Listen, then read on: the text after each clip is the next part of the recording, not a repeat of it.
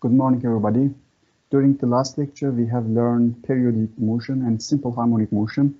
We have learned important terms in periodic motion and simple harmonic motion, such as period, frequency, angular frequency, amplitude, and we have discussed the energy in simple harmonic motion. Today, we will continue with the applications of simple harmonic motion. And first of all, we will start with the vertical simple harmonic motion, this one. How it looks, here you see a spring on the left side in picture A. It is hanging, okay, and we consider that this is an ideal spring and obeys Hooke's law. This is the initial condition for the spring, okay, when the spring is relaxed. It is not stretched or it is not compressed.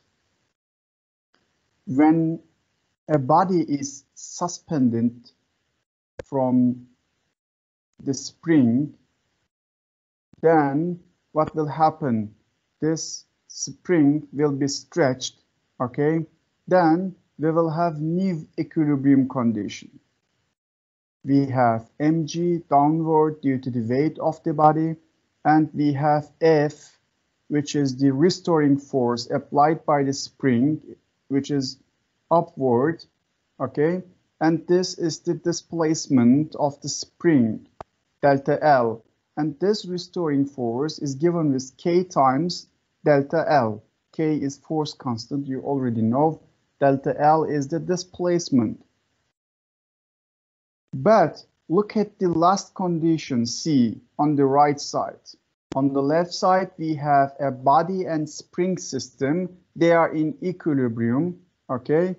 So K delta L here is equal to mg, and they are equal to each other in terms of magnitude. So net force acting on a system is 0, and the system is staying in equilibrium condition. But now I displace this system from the equilibrium, okay? Just consider that you push this system to this level, okay? This was the initial equilibrium condition, this level, and now I push this system to this level. And what will happen? If you change the position of the system from the equilibrium, the restoring force would like to move the system to the equilibrium. We have discussed this one during the last lecture, right? So then this body, this system will oscillate up and down, up and down, up and down, okay? So now what about the restoring force?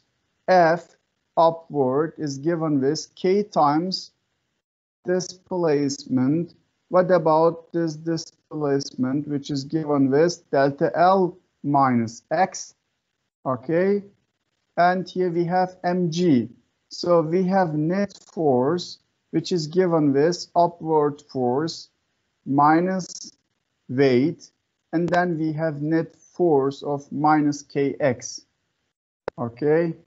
So if you use this expression here, in this F net, then F net will give us minus kx. This is vertical simple harmonic motion for ideal cases. If you are using ideal spring and if you consider ideal conditions, then this mass and spring system has a simple harmonic motion. So the oscillations happens here, up and down oscillations are simple harmonic motion. This is vertical SHM. And now let me show you another application of simple harmonic motion. It is still vertical simple harmonic motion, but different from the first one. So now again here on the left side, you see a spring attached to the ground, okay? And this is the equilibrium condition for the spring. X is equal to 0, okay? So this is ideal spring and it is staying in equilibrium. Then I put a mass here on top of this spring. Then what about the motion of the system? Look at the picture on the right side. We have weight of this box, this mass, and then we have force applied by the spring, which is given with K times delta L. Delta L is the displacement, okay? So then this spring is compressed, okay? Now we have Neve equilibrium. This is the Neve equilibrium condition. If you further compress or stretch from equilibrium for this second system, then this system will oscillate up and down, and for the ideal case, this motion is a simple harmonic motion. Okay. Now let me give you one example from the book, example 14.6, vertical simple harmonic motion in an old car. The shock absorbers in an old car with mass 1000 kilogram are completely worn out when a 980 Newton person climbs slowly into the car. At its center of gravity, the car sinks 2.8 centimeter. The car with the person aboard hits a bump, and the car starts oscillating up and down in simple harmonic motion. Model the car and person as a single body on a single spring and find the person and frequency of the oscillation. So just consider the car. These are the wheels and there are springs. Okay. And in the question, it says that this absorbers, shock absorbers, completely worn out. Okay, this system is not working properly. You can consider like this. At the beginning, we have a spring with some certain equilibrium condition, and then one guy jumps into this car. Okay, you can consider a mass, an additional mass. At the beginning, we have here car and spring with some certain equilibrium, and if you add another person, now we will have Neve equilibrium for the system. Okay, because mass is increased, now we have mass of car and mass of guy here. In the second situation, this is the Neve equilibrium condition. When the car is moving, there is a bump somewhere on the road, okay, like this, and when the car is moving in this direction and hits a bump here, then this system, this spring will oscillate up and down, okay, simple harmonic motion. So then the question, find the period and frequency of the oscillation. Frequency and period of the oscillation. So this is the initial case of the car, and if you add this person will apply this force due to its weight. This is the weight of the person, 980 Newton, which is given in the question. Okay, and compression is given for this second condition. Compression is given, okay, 0.28 meter, 0.028 meter or 2.8 centimeter. Then from this, you can calculate the force constant of the spring of the car, okay, which is used in the suspension system of the automobiles. So force Fx is the weight of the body, and x is the displacement, this one, this delta L, you can say. And then you can calculate force constant for the car, which is given in kilogram per square second. Okay, so what about the period? period is given with this expression. We have done it in the previous lectures. 2 pi square root of m over k. This is the period, right? So what is the mass for the second situation? In the second situation, we have mass of the car plus mass of the body, okay? Then what about the person's mass? You can calculate this one. What about the total mass of the system? The mass of the old car is given 1000 kilogram, and here we have 100 kilogram person. Then in total we have this 1100 kilogram. So instead of m here, just use this information. Then you can calculate period as 1.11 second, and from this expression, frequency is given with the reciprocal of the period. Then just put the period here. You can calculate the frequency as 0.9 hertz or 0.9 cycle per second. You can consider like this. Then let me continue with another example of the simple harmonic motion. This is angular simple harmonic motion. Actually, we have discussed this one, a ball attached to a turntable, and it is rotating in a circular path. So we have discussed all the things, but here I would like to tell you few more information. What do you see here? There is a balance wheel, this one, and here we have a spring. You see, we have a ribbon spring. So when you move the balance wheel in this side counterclockwise, then this spring, ribbon spring, will apply this torque in opposite direction, okay? Like spring attached to a mass, right?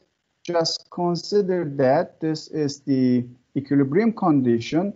When you compress this spring, then it will apply a force, restoring force. It would like to move the mass to the equilibrium.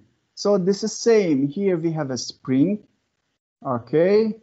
Then if you rotate this balance wheel in counterclockwise, then this spring would like to move this system clockwise, okay? Because the spring exerts a restoring torque, which is given with this expression.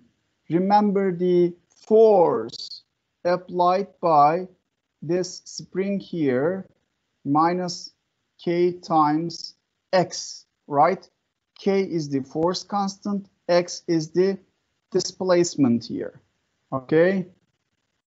And look at this equation here. This equation, we have torque. If you consider this is the rotation axis, z-axis, we have torque. And this torque applied by the spring is given with kappa. This is a Greek letter times theta. Theta, what is theta? Here, theta is displacement, like x here. And kappa is the torsion constant of the spring, like force constant in this spring, okay? So they are very similar, easy to keep in your mind. So if you would like to rotate this balance wheel in this direction, then the spring will exert a restoring torque in opposite direction, okay? So now let's go into detail, but what about the result? Let's consider that at the beginning, this balance wheel is staying at rest in equilibrium. And whenever you try to move this system in counterclockwise, then it will have simple harmonic motion. It will go in this direction and it will come back. Counterclockwise, clockwise, counterclockwise, clockwise, counterclockwise, clockwise, okay? So we will have an angular simple harmonic motion, okay? I think the behavior of the motion is clear and the reason is clear because we have a spring here. Of course, again, we consider ideal conditions and we consider ideal spring. Okay, now let's continue.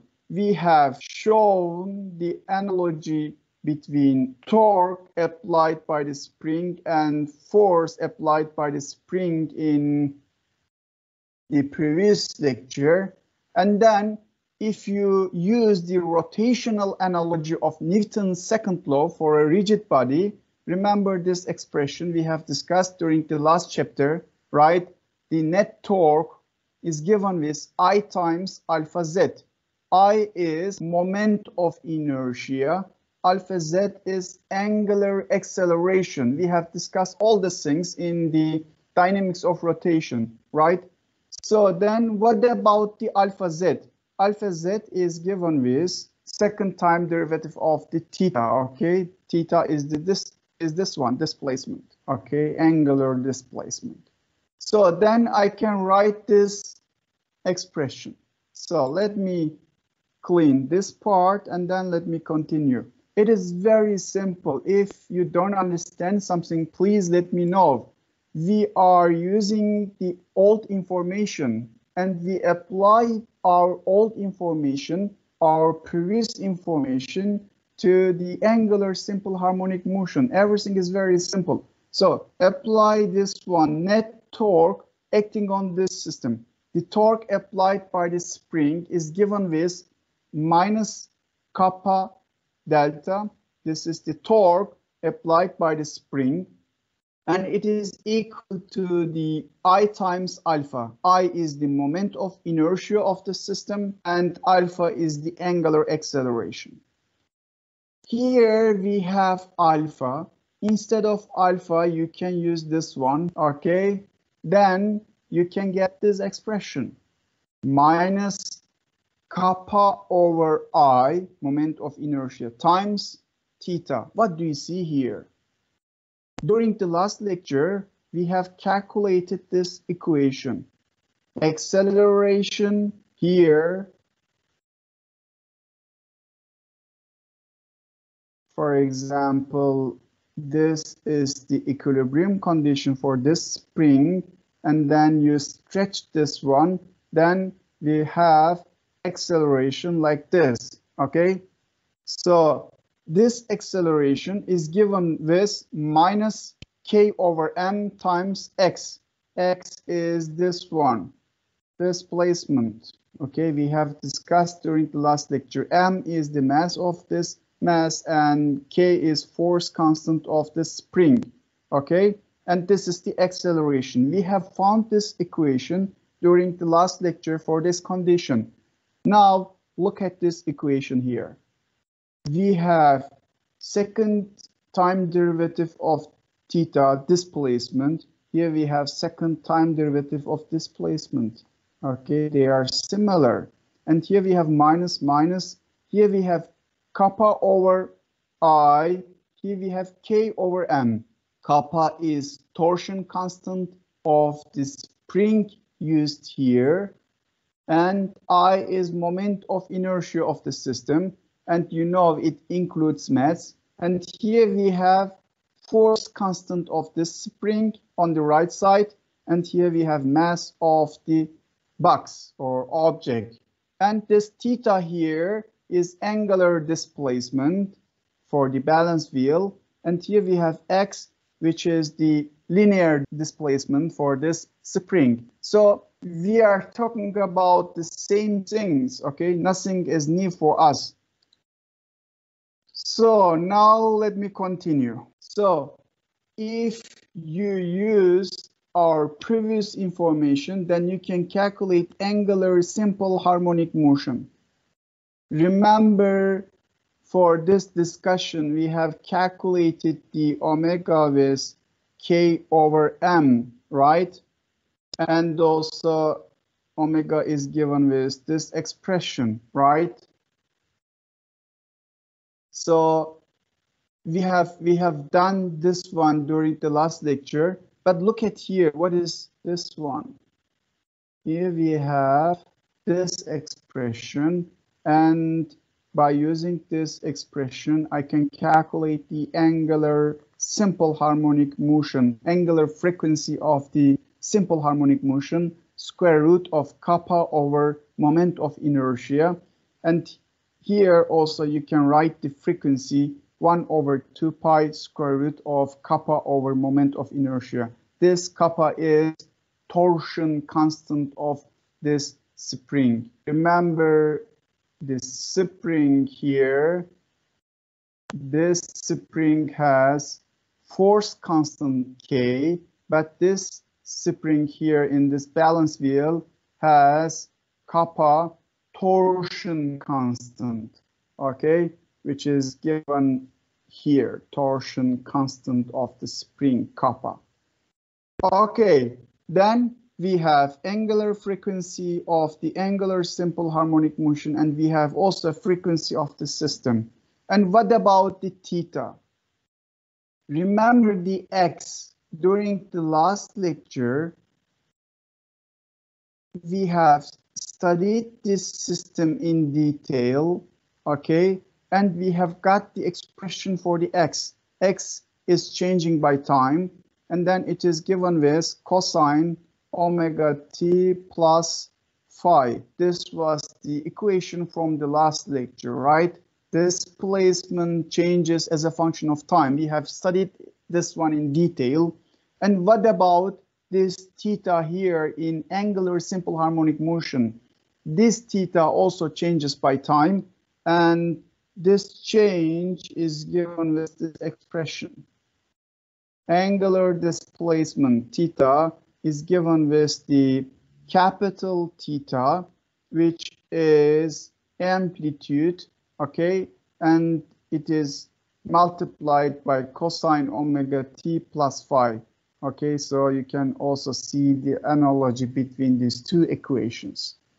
Now let me discuss another example, another application of simple harmonic motion, vibrations of molecules. Here you consider we have two atom system, okay?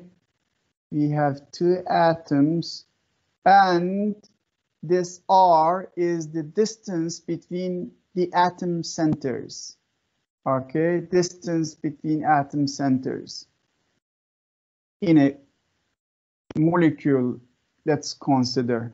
And in reality, this R has certain R0 balance distance, okay, for the equilibrium condition, R0, okay? So they are happy to stay with this distance from each other, okay? And this atom applies a force on this atom on the right side, and the atom on the right side applies a force on the atom on the left side, okay? So what about the force? Force is given with this expression. I will not go into detail. I am just trying to show you that they will also have simple harmonic motion. So this force is given with minus 72 U0 over R0 squared times X. So what do you see here? U0 is the potential energy of this two atom system when they are in equilibrium. This is the distance between the atoms when they are in equilibrium, and this is the displacement.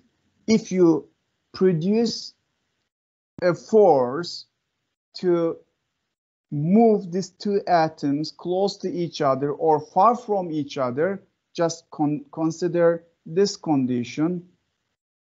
Now we have bigger distance, okay, between the atoms. Just consider this condition.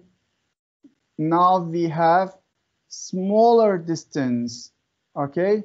These are the distances, displacement far from the equilibrium, okay? So since here in this condition and also here in this condition, these two atoms are far from the equilibrium distance, they will start to oscillate, okay? They will start to oscillate and they will have simple harmonic motion. So this will come here in this position and go back, and this will come to this position and go back. So they will oscillate like this, okay, around the equilibrium. So here, what do you see? We have this expression. This is constant, and which is given with K, okay? Then the motion is simple harmonic motion. What was the general rule for the simple harmonic motion? The restoring force must be exactly equal to the, must be directly proportional to the displacement. This restoring force must be directly proportional to the displacement. Then you will have simple harmonic motion. This was the condition for the simple harmonic motion we have discussed during the last lecture. Then let me show you what happens to the potential energy of the two atom system and what happens the force on the right hand atom as a function of distance between the atoms.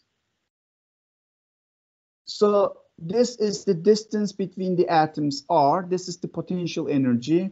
Now let me draw you some figures here. This is the R0 equilibrium point, okay? And here we have two atoms, and the distance between two atoms is R0 because we are staying in equilibrium. And here, look at this condition. We have two atoms, but now the distance between two atoms is 2R0, okay, far from each other. And here in this region, the R is smaller than equilibrium distance, okay? So then you can consider that they are very close to each other. Two atoms are very close to each other, okay? So what happens to the potential energy? I will not go into detail. In physics 2, you will calculate all the things. And here we have potential energy of the system. This is the equilibrium distance. This is the distance for certain time. This is the potential energy when the system is in equilibrium. And this is the certain distance, okay? Here we have power 12. Here we have power 6.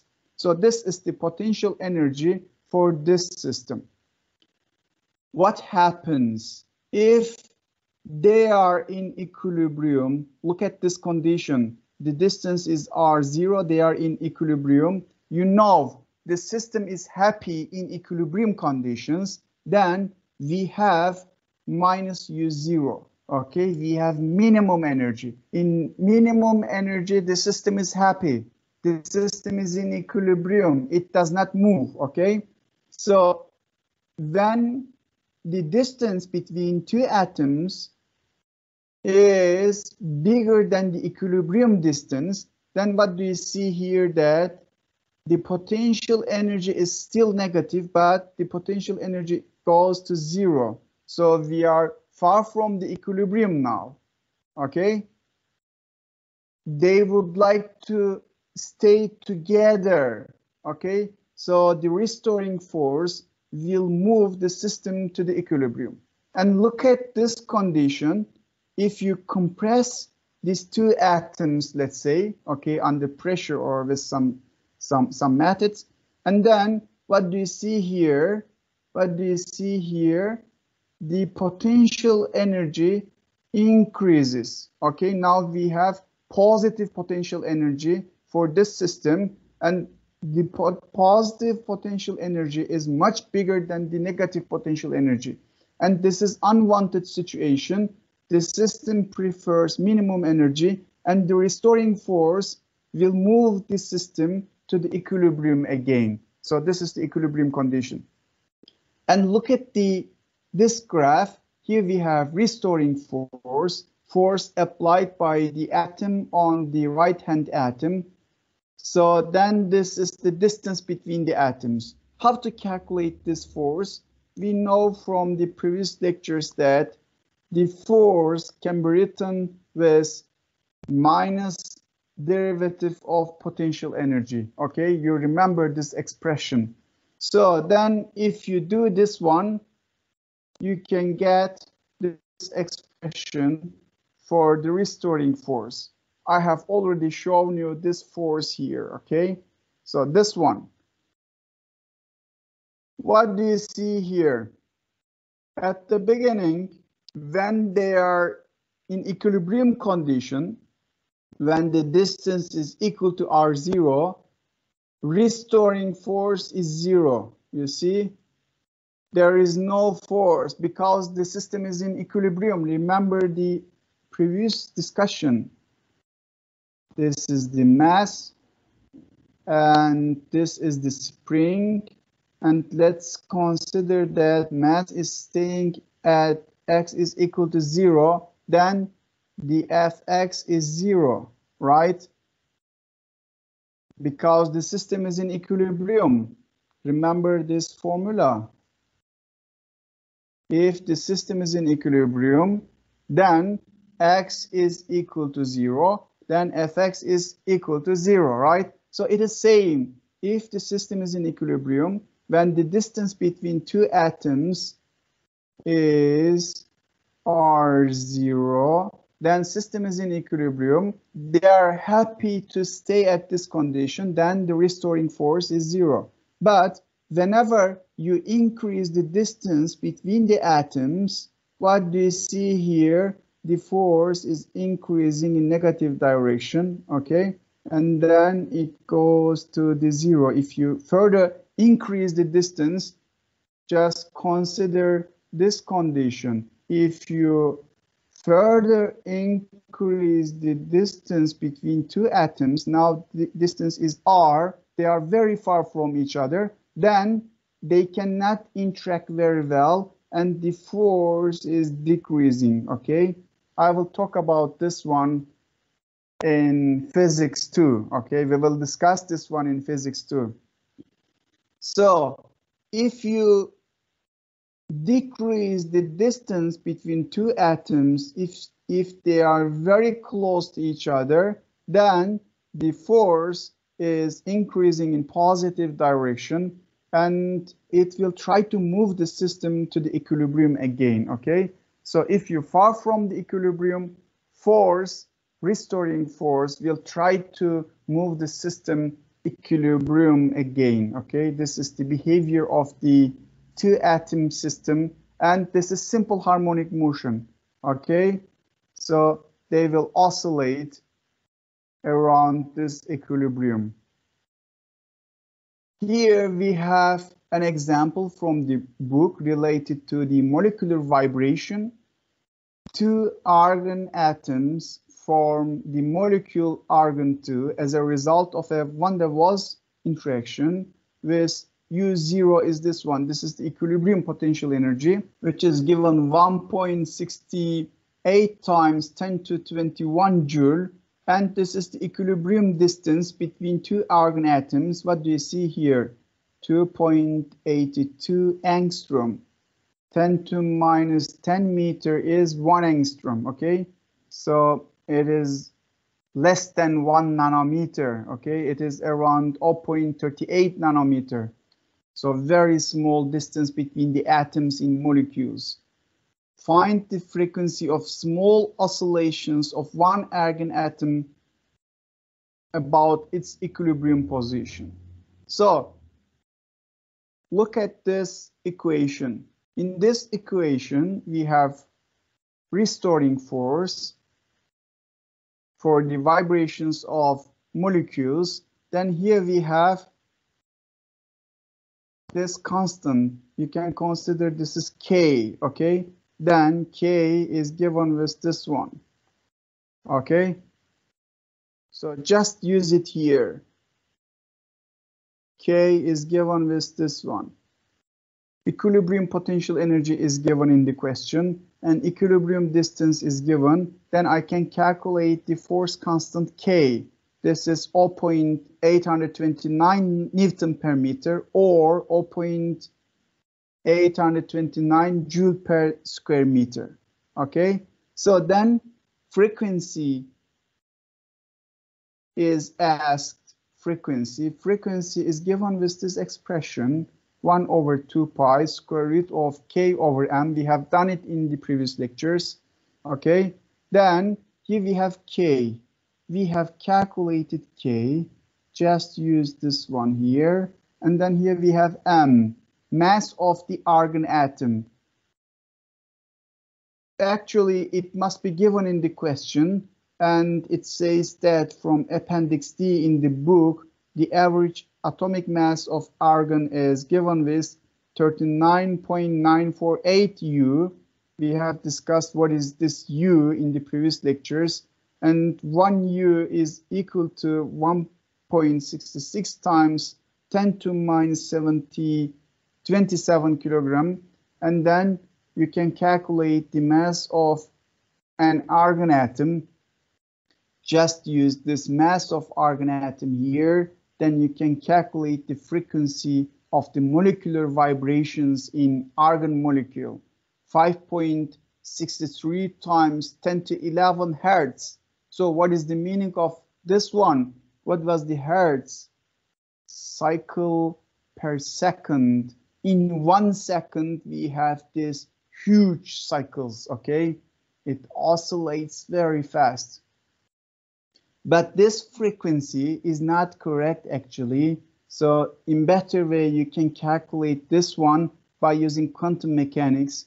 And this is the correct frequency for the argon molecule. And I will not go into detail. Newtonian mechanics, which we are using now, cannot give the right result. So you have to correct this one. All this discussion is explained in the evaluation part. I will not go into detail, but it still gives you some idea, okay? Quantum mechanics gives us this number. This is bigger than we found here, but it is on the same order of magnitude. You can say 10 to 11 hertz. Do you have any question? Okay, then let me continue with this simple pendulum. What is pendulum? Pendulum is sarkaç in Turkish. Okay, you can consider for example old watches. Okay, in old watches there is this kind of pendulum. Okay, and it has this type of motion, periodic motion. Okay, in all type of watches. So here we have a simple pendulum. In case of simple pendulum, we consider here a point mass. Okay, then we have a string here, and this string is massless and unstretchable. Okay, then we have this theta angle with this vertical axis, and this is the length of the string. Length of the string is given with capital L. Okay, then this point mass is moving around this trajectory. Okay, this is periodic motion, and it can be considered as simple harmonic motion. With approximation, you can consider that this is a simple harmonic motion. Now let's try to investigate this motion. If you understood the previous lecture, you can easily understand this one. If something is not clear, please let me know. I can repeat it again. This is the point mass. This point mass has certain mg weight, and this is the tension in the string. Okay, so these are the forces. I can separate this mg into the two forces, vertical and horizontal one, mg cosine theta, mg sinus theta. And what do you see here? Around this rotation axis, this one, only this component of the mg can produce a torque. Okay, so this is the restoring force. This is the restoring force, and just consider that this oscillation happens with very small theta values. We consider that theta is very small. If theta is very small, then you can consider that sinus theta is approximately equal to the theta. This is the approximation from the trigonometry, okay? Then instead of mg sinus theta, I can write mg theta, this approximation, okay? Here we have restoring force. When this mass is moving in this direction, this restoring force here calls this mass back to the equilibrium. This is the equilibrium condition, okay? If this mass moving in this direction, then this restoring force calls this mass to the equilibrium condition, okay? So this is the restoring force, F theta, which is equal to minus mg sinus theta. Why minus? Because it is against the movement. If it is moving on the right side, to the right side, then mg sinus theta to the left. If it is moving to the left side, then mg sinus theta is to the right. Okay, so then F theta is given with minus mg sinus theta. Then instead of sinus theta for approximation, I can write mg minus mg theta by using this expression. So what is theta here? Look at theta. This is the theta. Okay, and this is the L. It looks very dirty. Let me clean and then I will continue. This is the displacement X. This is the L, length of the string. This is the theta. Then I can write theta is equal to X over L, right? Then I have this expression minus mg Lx. Remember this formula, minus kx. So instead of k, I can call this one as k. Okay, because mass of the point object is constant, g is constant, length of the string is constant, only displacement change with this restoring force. Okay, then I have this relation for the k, okay, force constant. So then you can apply all the equations which we have discussed during the last lecture. So you can write the angular frequency, you can write the frequency, you can write the period, okay? You can write the amplitude. So what was the omega? Omega was k over m, right? What is k here? K is this one. Just take this one here, then you can find the omega, angular frequency. You can find the frequency, you can find the period. It is very easy to do that. Just we have done it here, okay? So omega is given with square root of k over m. Instead of k, just use this expression here, mg over L. Put this mg over L. Then we have omega, which is given square root of g over L. What do you see here? Omega is independent from the mass of the point object here, okay? And if you write the frequency, frequency is given with omega over 2 pi, or omega is given with 2 pi f, okay? So just use the omega here, then you can write this expression for the frequency. Again, frequency is independent from the mass. And then you can write the period. Period is given with 1 over f, or with this expression. Then period can be calculated like this. So here, let me give you one example, very simple example for the simple pendulum. Find the period and frequency of a simple pendulum, 1 meter long. L is given 1 meter, and at a location where G is 9.8 meter per square second. G is also given. Everything is given. By using these equations, you can easily calculate. Just use the period, what is asked, period and frequency of the simple pendulum S. So put the L here, which is given, put the G here, which is given, then you can calculate period 2 seconds. So it starts from this position when the time is 0 and it moves in this direction, and then it comes back, and for complete 1 cycle it takes 2 seconds. So this is the period. So complete 1 cycle takes more or less 2 seconds. Okay, what about frequency? Frequency can be written in this form, and what we have here, we have 0.5 cycle per second. 0.5 cycle more or less per second. Okay, so this was this simple pendulum. Why the name is simple pendulum? Why we are talking about simple pendulum? Because here we consider that this mass is a point mass. Okay, so now the system is very simple, but in reality, in real conditions, we have masses with this different shapes. Okay, this is extended body. Okay, it is complicated from the simple pendulum, where we consider a point mass, but here we have an extended body.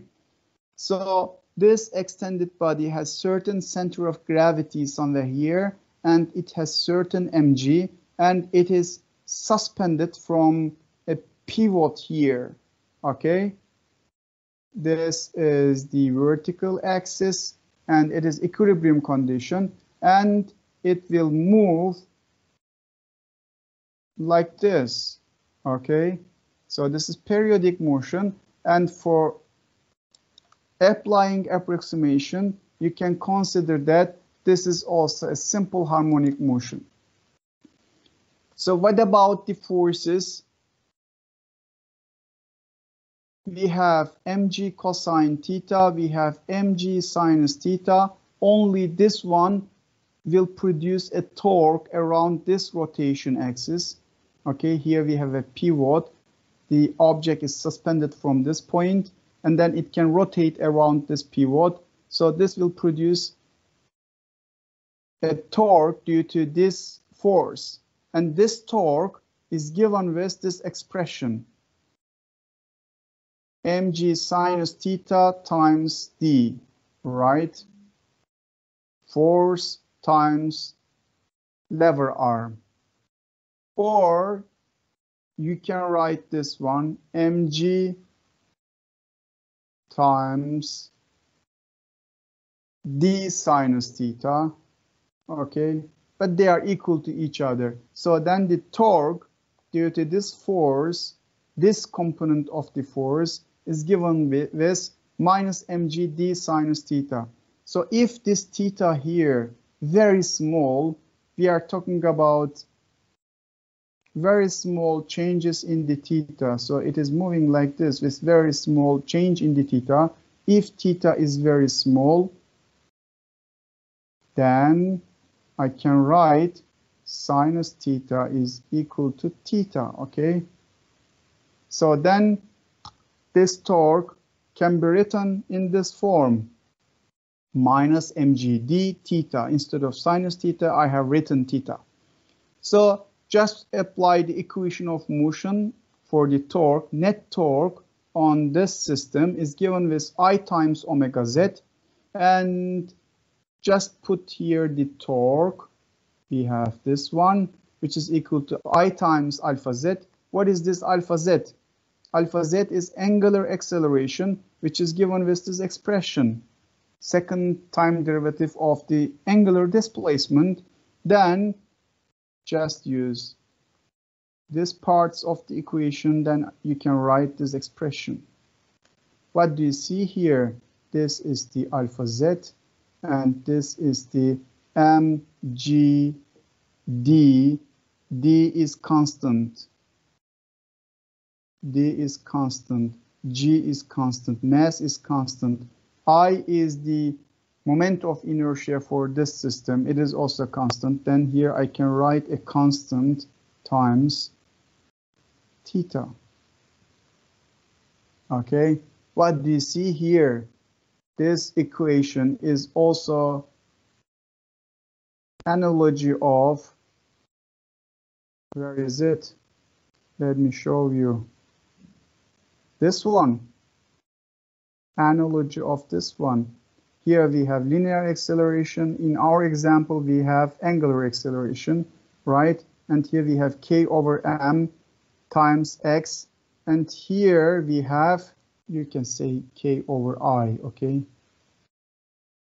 I, and I includes r square, or okay? Or it also depends on the shape, you know, it depends on the shape, it depends on the rotation axis, but we know that r includes m and r, okay? So the equation is very simple to the previous case, so you can consider that for a good approximation, this physical pendulum will also have simple harmonic motion, okay? It will move back and forth, back and forth. So now, if you use the term here, this will give us the angular frequency of physical pendulum for small amplitude, for small theta value, okay? mg square root of mg d over I. This I is moment of inertia of the system. And you must be very careful when you are dealing with the moment of inertia of the system. If the system is rotating around this axis, then you will have one moment of inertia. But if the system is rotated around this axis, then you will have another moment of inertia. We have already discussed this one in the previous lectures. I will not go into detail. So by using this expression, you can also calculate the period of the system, which is given with 2 pi square root of I over mgd. This is the period of physical pendulum for small amplitude approximation. Now let me give you one example from the book. Example 14.9, physical pendulum versus simple pendulum, comparison in between. In case of simple pendulum, we have just a point mass, but in case of physical pendulum, we have an extended body, huge extended body with a complicated shape, okay? So now within this question, we compare it. If the body in figure 14.23 is a uniform rod with L pivoted at one end, what is the period of its motion as a pendulum? So just consider that this body is a rod. This is the pivot again, and we have a rod like this. Okay, it is suspended from one end, and it will have this periodic motion, this simple harmonic motion. This is the center of mass, center of gravity in this case, okay? So, what about the moment of inertia? You know, the question is, what is the period of its motion? Period is given with this one. If you know the mass, if you know the g, if you know the d, okay, distance from the center of gravity to the rotation axis, this is d, okay, this is the total length of the rod. And what is I? Moment of inertia. So you remember the discussion for the moment of inertia of different bodies, and also moment of inertia as a function of rotation axis. If you rotate this rod around this axis, you will get another moment of inertia. If you rotate this same rod around this axis, you will get different moment of inertia. Remember this discussion. If this condition is applied, then we have this moment of inertia. You can check it in your previous lectures. Just put this moment of inertia in the equation of period, then we will have this expression. Let me also discuss this example and then I will have a break. This is example 14.10, Tyrannosaurus Rex or T-Rex and the physical pendulum. So you can apply this simple harmonic motion to the motions of the animals, motions of the humans. So this example will show this one.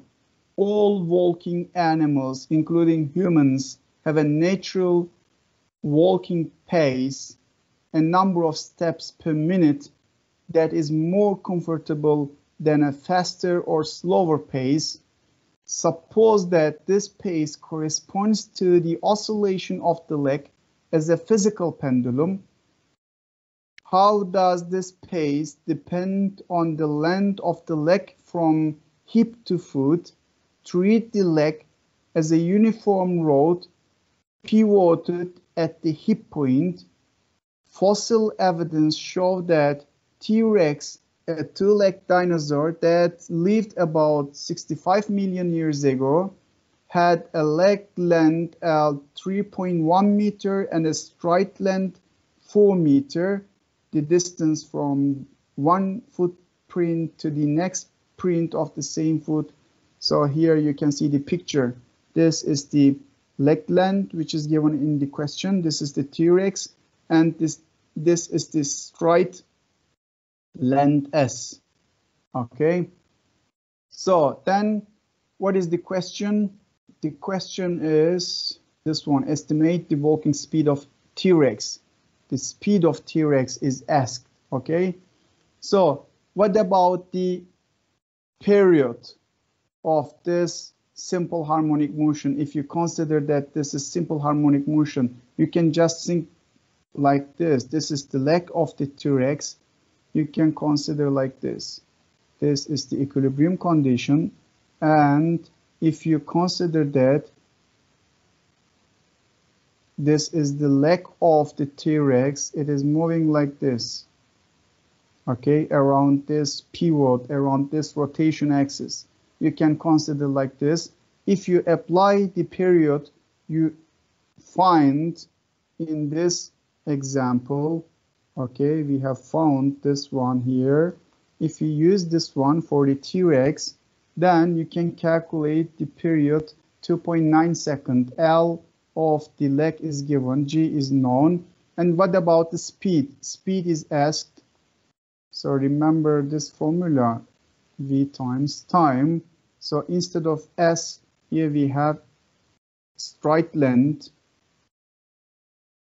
Okay, this is S, and V is S, velocity. Period is found. Then you can calculate the velocity of the T-Rex. It is 5 km per hour.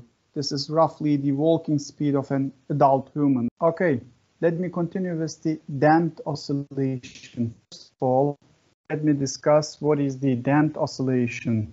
In the previous part of my lecture, we have discussed the ideal situations. We have considered that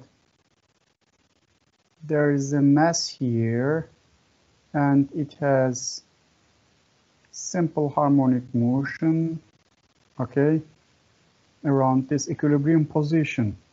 And we considered that there is no air friction. We considered that there is no fluid resistance. There is no friction here on the pivot. Okay, we have considered ideal cases.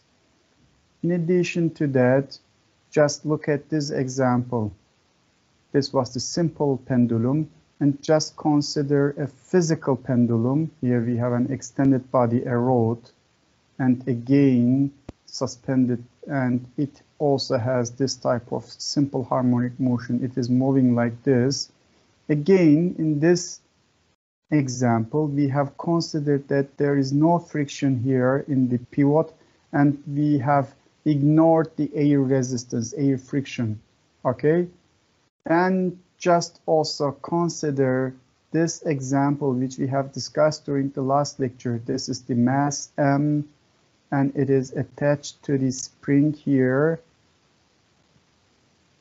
And this is the equilibrium position, X is 0.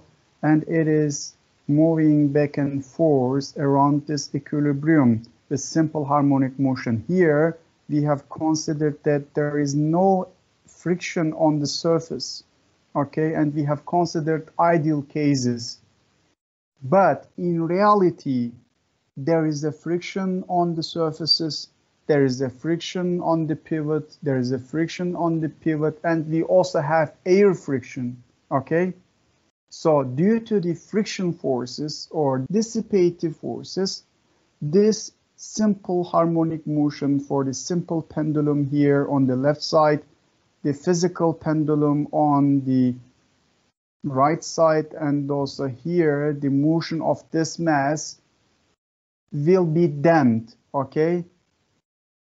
The simple harmonic motion and its amplitude will decrease by time, okay?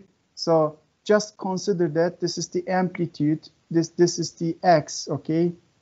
And displacement and changing by time.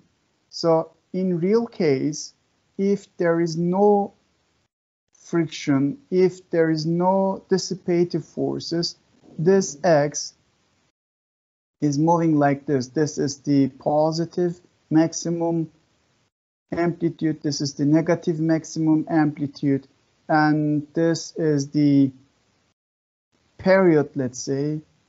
This is period 2t. I'm talking about ideal case, okay? It started from this position and it goes to this position and it comes back again here, okay? Like this and like this. So what do you see here? That the amplitude is constant with time, okay? But in case of damping, in case of damped oscillations, the amplitude will decrease. Look at the simple pendulum here on the left side. So at the beginning, amplitude is this one, and it has simple harmonic motion here. But after certain time, it will have this type of motion, and finally, it will stop at equilibrium due to the damped oscillations. It is also valid for this one if the friction on the surface is not ignored, okay? So this was the ideal case here I have drawn, and here we have damped oscillations. This is the x again, and this is the time. And here we have maximum amplitude and maximum negative amplitude. If there is dissipative force or there are some dissipative forces, then look at the amplitude. At the beginning, amplitude is here in this level, but here amplitude is here, less than this one. And then here amplitude is this one, here amplitude is this one. What do you see here? That amplitude is decreasing by time. Amplitude is decreasing by time. And if dissipative forces are smaller, then we still have damping. Amplitude is decreased, amplitude is decreased, amplitude is decreased, amplitude is decreased. Finally, the motion will stop, okay? Amplitude goes to 0. So this blue one for weak damping force, and this purple one, let's say, stronger damping force. So amplitude will decrease, but in ideal cases, amplitude will not change. It is constant, okay? So this is the damping in the oscillations, and the motion is called as damped oscillation. So now let me discuss the behavior of this damped oscillations. You can consider many examples. Damped oscillations are present. You can think about the shock absorbers or sliding between oil lubricated surfaces, okay? So then we have an additional force on the body due to the friction, and this is dissipative force. and it will fight against the motion. You remember from your old information. And this dissipative force is given with this expression, minus b times vx. This is the velocity of the body. This is the b constant, and velocity is given with this one, time derivative of displacement. Okay, and then net force acting on the system, this restoring force plus dissipative force or damping force. Okay, this is the total force of the system, and it is equal to m times ax, right? This expression. Or instead of ax, I can write this expression. Instead of vx, I can write this expression, right? Then I can write this equation like this. So in ideal cases, there is no friction, there is no air resistance, okay? Then dissipative forces are zero, but in real cases, we have an additional force due to the dissipative forces, which is also called as damping force. Then the net force acting on the system changes. And then finally, we have this equation. If you solve this equation, then we will get expression for the displacement of oscillator with little damping, with small damping. What do you see here? We have cosine omega prime t plus phi. Okay, this omega prime, here we have a prime symbol. Okay, angular frequency of damped oscillations.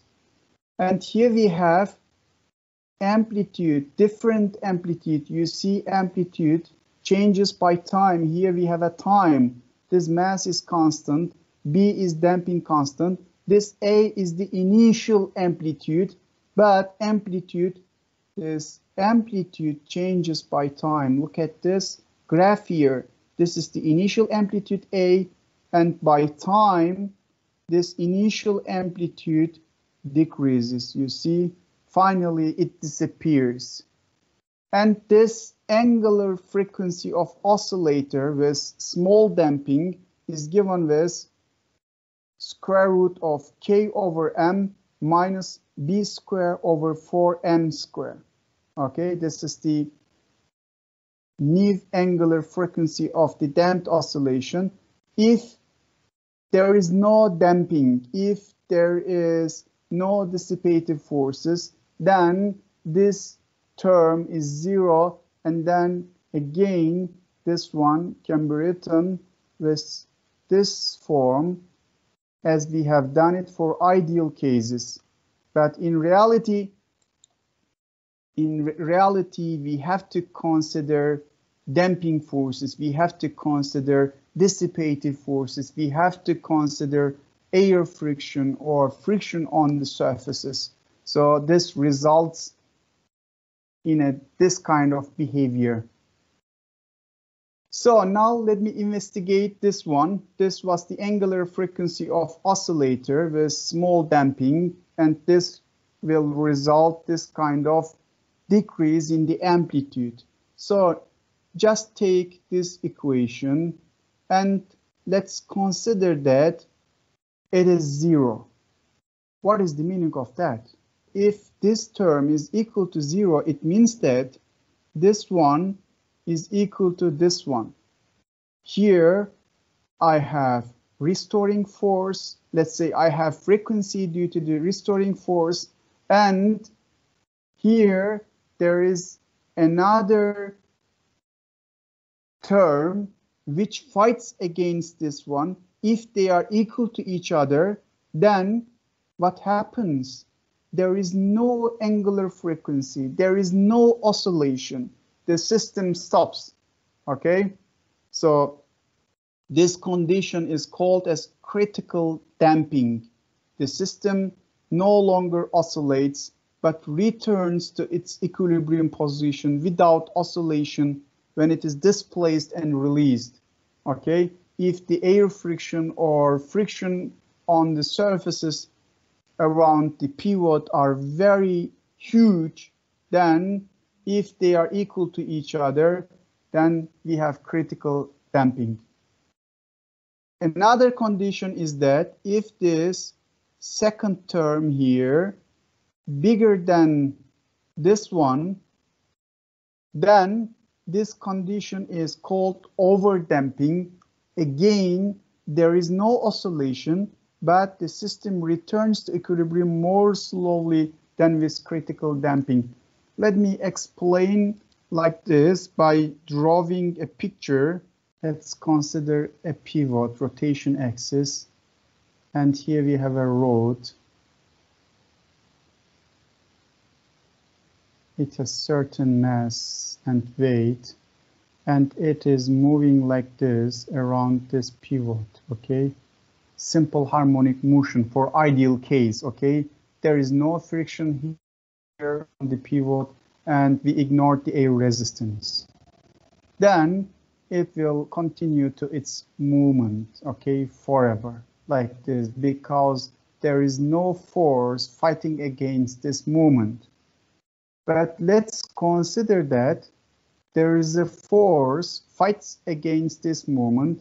Then we have friction here, kinetic friction, let's say, and just consider also the air friction or fluid resistance, okay?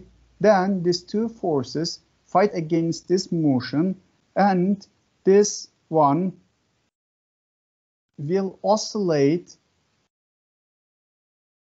but its amplitude will decrease, and finally it will go to the equilibrium condition, okay? But if these are very huge, and if this term here is equal to this one, or if the second term is equal to the first one, then the system will not oscillate anymore. This is the equilibrium position.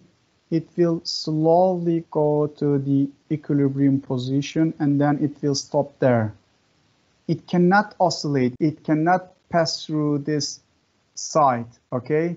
So it will move in this direction, and then it will stop its motion. But if the damping constant is much larger, then again this rod will go to the equilibrium condition, but its velocity will be much smaller. It will slowly go to the equilibrium condition. Okay, here I have discussed these two conditions. Let me go back. So if this one is equal to this first term, then we are talking about critical damping. If this second term is much greater than this first one, then the condition is called as overdamping. Again, there is no oscillation, but the system returns to equilibrium more slowly than with critical damping. Then, if this term is smaller than the first term here, then the condition is called as underdamping. The system oscillates with steadily decreasing amplitude. So we have this behavior. Okay, we have this term. This term is smaller than the first term here, and the amplitude is decreasing by time. So these are the three conditions in damped oscillations. Do you have any question here? Okay, then let me give you one example related to the automobile suspension systems. Here you see an automobile shock absorber. The viscous fluid causes a damping force that depends on the relative velocity of two ends of the units. So this is connected to the car. This is connected to the wheel, okay? and here there is a fluid, you see, oil, okay? And due to this oil, here we have an additional force, okay? This is damping force, and this will result this type of angular frequency of oscillator. So this rod here will oscillate like this, up and down, but due to the fluid here, due to the fluid resistance, amplitude will decrease, and finally the oscillation will stop. Okay, this is the working principle of automobile suspension system. And now let me continue with the energy in damped oscillations. So as I told you, the damping forces, friction force, air friction, fluid friction, these are the non-conservative forces. So you lose the mechanical energy, okay? Then finally, the mechanical energy will be zero, okay? Mechanical energy will decrease by time, and finally it will be zero. So if you consider that the mechanical energy is given with this expression, 1/2 mvx squared plus 1/2 kx squared, then if you take the time derivative of the energy, so you wonder what happens to the energy by time, then you take the time derivative of this one, time derivative of this one, then what do you see here? This is the acceleration, and this is the Vx velocity. Then you can write the time derivative of the energy as a function of velocity, mass, acceleration, and kx. Okay, so what do you see here? We have ma, we have kx, and here vx. Now we have time derivative of the energy, which is given with vx times ma plus kx. Look at this one, the term here. One moment, please. Let me clean this one, and then I will explain. Here we have this term. And remember, we have written this one, okay? Minus kx minus bvx is equal to m times ax. Okay, so here we have max plus kx. So in this equation, just take this kx to the right side, then minus b vx will be equal to max plus kx, you see? So instead of max plus kx, I can write minus bvx. Okay?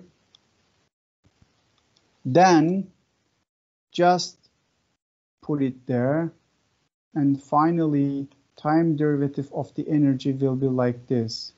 Here we have vx, this vx, and instead of bracket here, I use minus bvx. So finally, the time derivative of the energy can be written in this form, minus bvx squared in damped oscillations. Okay, so what do you see here? That the energy decreases. Okay, so you lose the energy due to the dissipative forces, and energy is dissipated and the oscillation is stopped. Okay, you see here the amplitude decreases by time. Finally, it goes to zero. So you lost the oscillation, but you would like to keep the oscillation constant by time. Okay, so you would like to keep the amplitude and everything constant. What to do in this case? If you have damped oscillations and if you would like to keep the oscillation constant, then you have to apply some external forces to keep the system going on, okay? Then This is called as forced oscillations. A damped oscillator left to itself will eventually stop moving, but we can maintain a constant amplitude oscillation by applying a force that varies with time in a periodic way. We call this additional force a driving force. So you apply a driving force and you keep your oscillation constant, okay? You keep your oscillation moving. But this driving force is not constant, okay? It changes by time in a periodic way, so it also has some certain angular frequency. So the angular frequency of this driving force is shown with this symbol, omega d, okay? Then the amplitude of this type of forced oscillator is given with this one. So this is the amplitude of the system, this is the driving force, and this is the force constant of the restoring force. This is the mass of the system, this is the driving angular frequency, and this is the damping constant. What I mean here, let me explain in this figure. Here, I have a pendulum, there is a mass, okay, and it has certain mg, and it has two components. This is theta, this is the pivot, let's say, and this is mg sinus theta. If this theta is very small, I can write it mg theta, okay? So due to this force, this has this simple harmonic motion. This point mass has simple harmonic motion. So what is the name of this force? This force is restoring force. Restoring force for this example, mg theta. But if there is a friction on the pivot, and if you also consider air friction, then this motion will stop after a certain time, and amplitude will decrease as a function of time, okay? Finally, it will stop. In the first case here, it continues to its motion with some constant amplitude, but here in the second condition, due to the friction forces, due to the damping forces, due to the dissipative forces, its motion and its amplitude decreases, and finally it stops here, okay? So here, in addition to the restoring force, we have damping forces, okay?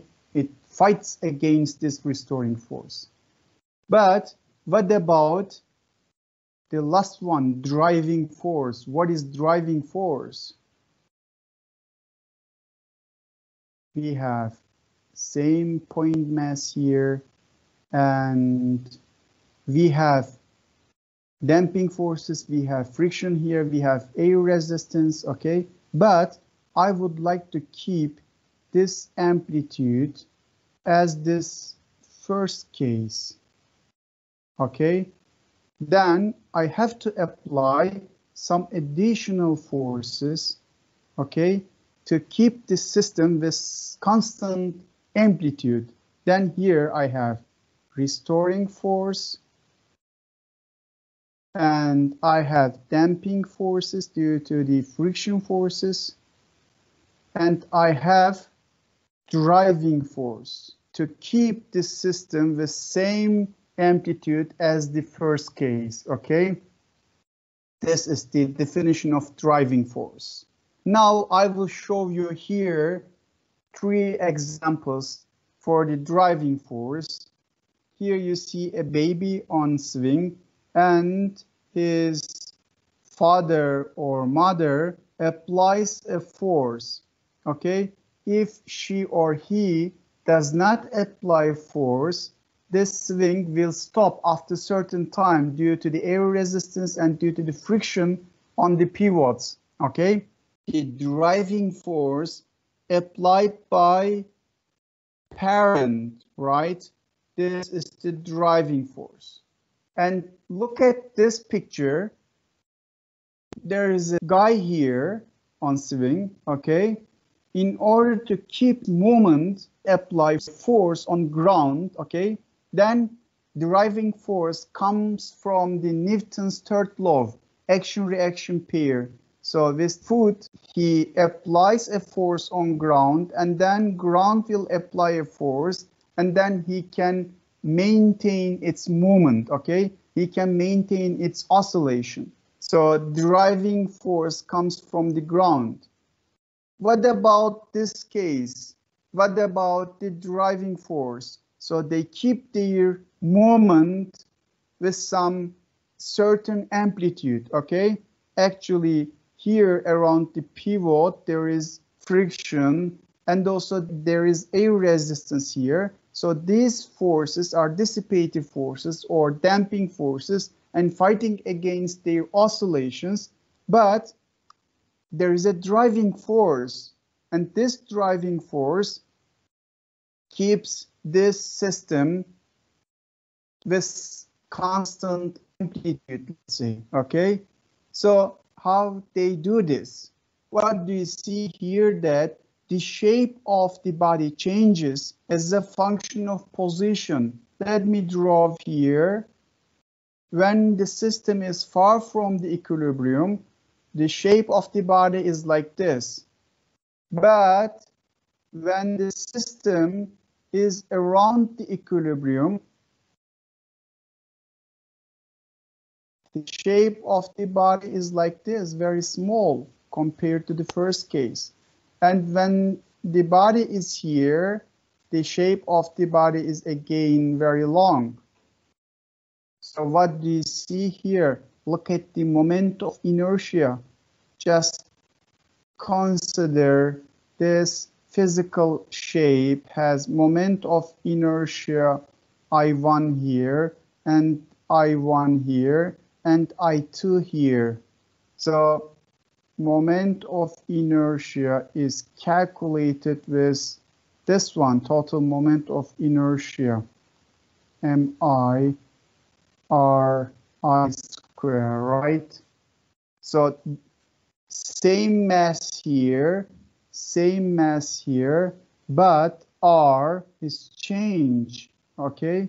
So here there is less moment of inertia. Then due to the less moment of inertia, less kinetic energy is required, okay? Then they can keep their movement. So these are the examples for the forced oscillations. Now let me tell you a bio application related to the forced oscillations. This is ladybug, uğur böceği. This lady beetle flies by means of a forced oscillation. Unlike the wings of birds, this insect's wings are extensions of its exoskeleton. Muscles attached to the inside of the exoskeleton apply a periodic driving force that deforms the exoskeleton rhythmically, causing the attached wings to beat up and down. The oscillation frequency of the wings and the exoskeleton is the same as the frequency of the driving force. Okay, so to keep this movement of the wings, they apply driving force. The mechanism is explained here. Here, I would like to show you another graph related to the amplitude of a forced oscillation, and then I will talk about a new term for you, resonance. But the mechanism is very simple. If you understand this transparency, it will be very easy for you. Look at this amplitude of a forced oscillator. This is the amplitude as a function of omega d over omega. Omega d is this one, and also this one in the equation, driving angular frequency. So you apply a driving force, but this driving force is not constant. It changes with angular frequency, okay? So we have driving angular frequency. Then, as a function of this ratio, this is the angular frequency of the system, okay? The amplitude changes. So what do you see here? We have also B here. Damping constant comes from the damping forces, friction forces, from the dissipated forces, okay? So this comes from the restoring force. Here we have restoring, we have a term related to the restoring force. Here we have a term related to the damping force or dissipative force. We also have terms related to the driving forces, okay? And this is the driving force, and all of them affects the amplitude of the oscillation, okay? So this is the oscillation amplitude, this is the driving frequency over natural angular frequency of the undamped oscillator. Now let's have a look. What do you see here? When this ratio is equal to 1, this ratio is equal to 1, we see a huge amplitude here, a peak on the amplitude. So what is the reason for this one? The reason for this one is that if you put these values into this equation, you will get huge amplitude in this mathematical formula, in this equation. So here we have huge amplitude when the driving frequency is equal to the natural angular frequency of the undamped oscillator or oscillation. So then this condition is called as resonance. When these two frequencies, angular frequencies, are equal to each other, this is called as resonance. Let me explain like this. Here we have a point mass and it is oscillating with some angular frequency, and there is no friction here, there is no air resistance, there is no damping force. It has simple harmonic motion with angular frequency is this one, okay? And here we have the same point mass, but now we consider friction here and we consider air friction, but I would like to keep the oscillation as same as before, okay? Then I have to apply driving force, and the angular frequency of this driving force is given with this one. So if they are equal to each other, then this is called as resonance condition. And the important thing is here that when we have resonance, amplitude is maximum, amplitude is huge. As you have seen here, amplitude is huge if resonance condition occurs. Now let's have a look applications of these huge resonances. So maybe you already have seen this accident and collapse of the bridge. You can find many information about this. So this resonance is very important information for civil engineering, also for many fields of science and engineering. So here, what do you see? Actually, without any wind, let's consider that there is a bridge and there is no wind, let's say, okay?